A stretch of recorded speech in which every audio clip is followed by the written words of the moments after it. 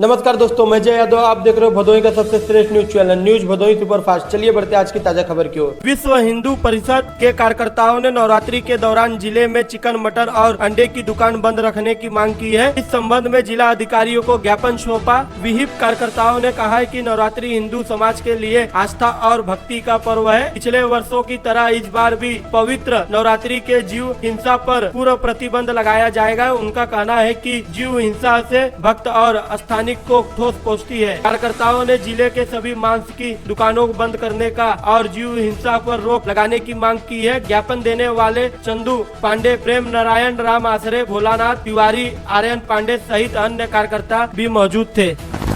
भदोही जिले के कोरोना थाना क्षेत्र में गुरुवार को एक बड़ी घटना सामने आई है। मया थाना सिंह गांव में अरहर की फसल में आग लग गई थी। तेज हवाओं के कारण आग ने विकराल रूप ले लिया है। करीब 2.5 एकड़ की फसल जलकर राख हो गई है। इस घटना से किसान सुभाष चंद्र दुबे और मानिक चंद्र दुबे की फसल पूरी तरह से नष्ट हो गई है। जानकारी के मुताबिक आसपास में स्थित किसी अज्ञात व्यक्ति ने रात में जला दिया था। ग्रामीणों ने आग बुझाने का प्रयास किया लेकिन सफलता नहीं मिली। पवन तिवारी ने तुरंत 112 पर पुलिस को सूचना दी। फायर ब्रिगेड को बुलाया लेकिन दमकल पहुंचने तक फसल पूरी तरह जलकर नष्ट हो चुकी थी। मानिक चंद्र दुबे ने बताया है कि विक्रय के लिए तैयार फसल के जलने से लाखों का नुकसान हुआ है। स्थानीय प्रशासन की टीम ने मौके का मुआयना किया है। अधिकारियों ने किसानों को हर संभव मदद करने का आश्वासन दिया है। नुकसान का आकलन करने की प्रक्रिया शुरू कर दी गई है। महंगाई और खेती की बढ़ती लागत से पहले परेशान थे किसान। मुश्किल इस घटना से और बढ़ गई है। अब सबकी नजर प्रशासन की मदद पर टिकी हुई है।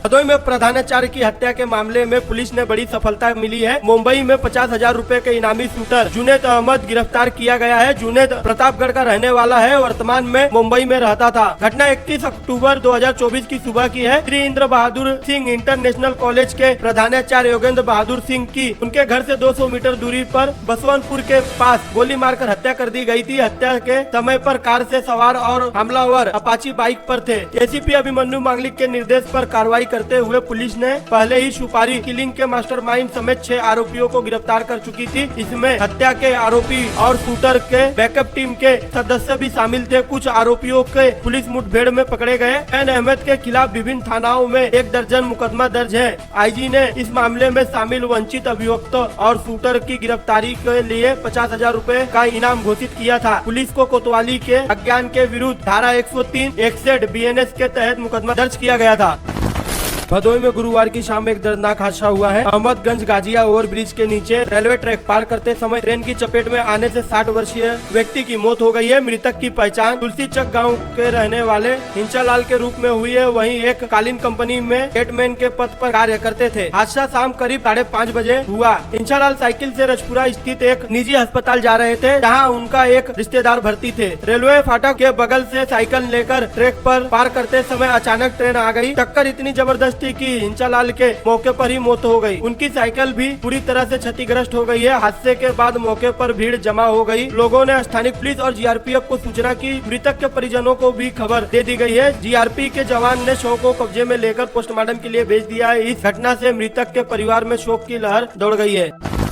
छात्र नेता ने बृहस्पतिवार की शाम बाजार में सपा सांसद रामजी लाल सुमन का पुतला फूका। छात्रों ने नेता महान योद्धा राणा सांगा के खिलाफ आपत्तिजनक टिप्पणी करने वाले सांसद के खिलाफ नारेबाजी की है। कहा है कि सपा सांसद अपना विवेक खो चुकी है। छात्रों ने नेता शिवम सिंह ने बताया कि मुसलमान शासक बाबर भी राणा सांगा को एक शक्तिशाली शासक के रूप में वर्णन करता था, जिससे अपनी वितर और तलवार से अपनी शक्ति बढ़ाई थी। सपा सांसद ने कहा है कि योद्धा पर जिस तरह की टिप्पणी की है वही किसी भी तरह की स्वीकार नहीं है। उन्होंने अपने नेतृत्व के लिए माफी मांगनी चाहिए। मौके पर शुभम सिंह, प्रजनन सिंह, आर्यन सिंह, ऋषभ सिंह और अभियन सिंह आदि लोग मौजूद रहे।